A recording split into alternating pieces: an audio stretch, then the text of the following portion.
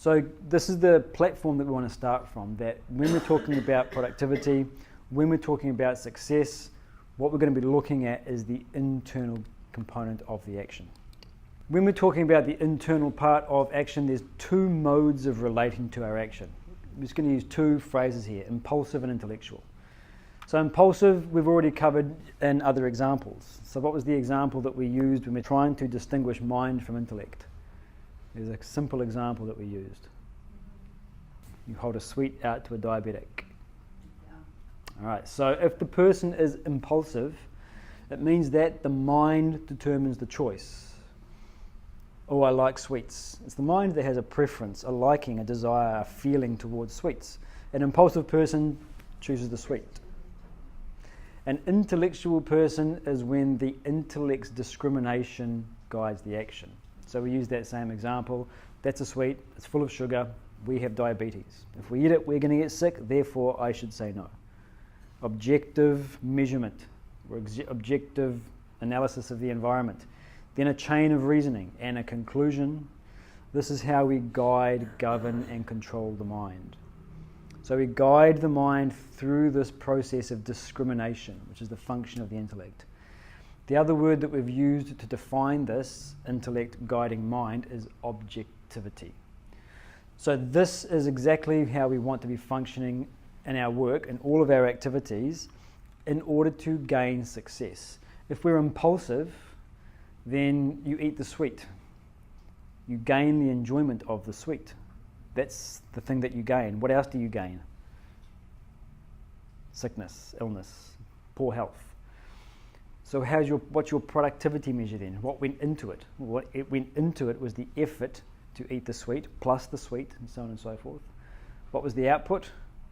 Enjoyment, that much you got, plus the hangover, as it were, of eating the sweet.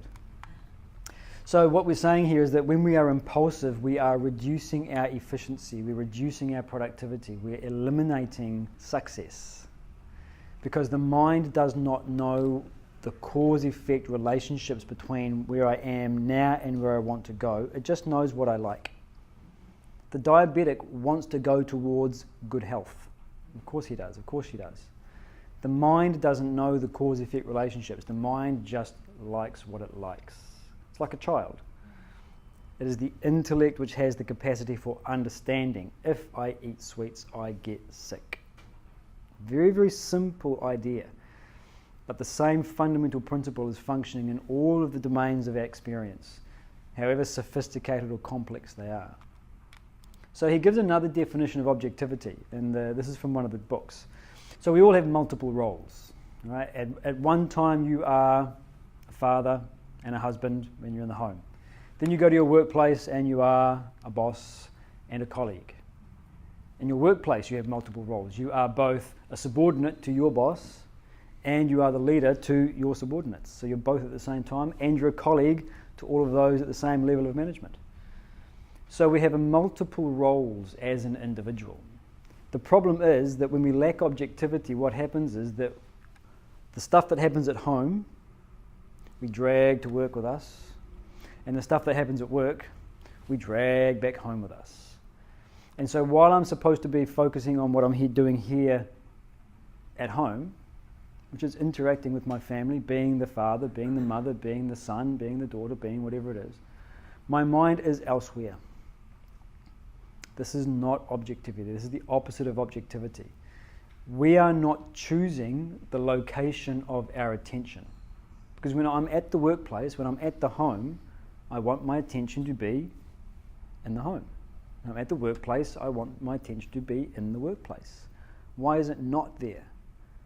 Because the mind, as we covered during the stress lecture, the mind has this tendency to drift off to unproductive channels. It's just the nature of the mind. If I allow the mind to run without properly guiding it, then I find that when I should be focusing on work, I'm thinking about home.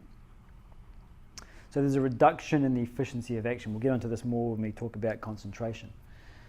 So he defines objectivity then as being aware of all of your roles, but not allowing any of them to intrude upon the present role. Okay, so a simple example. You're at your workplace, and there's a project that you're working on, and all of a sudden the deadline has been shifted forward. It has to be finished off tomorrow morning. And this is what time? This is 2 o'clock in the afternoon. And so you know, okay, this is my job, my role, my obligation here is to join the team and get this finished off tonight. But you're not just a worker, you're also a husband, a wife. So what does that mean? If you know you've got a long deadline ahead of you, or a long night ahead of you, what do? You work, but what do you do before you start your work? You call home and say, we've just had our deadline moved forward, I'm not going to be home before midnight. You have to remember that you also are a husband and father. If you forget that, then what happens?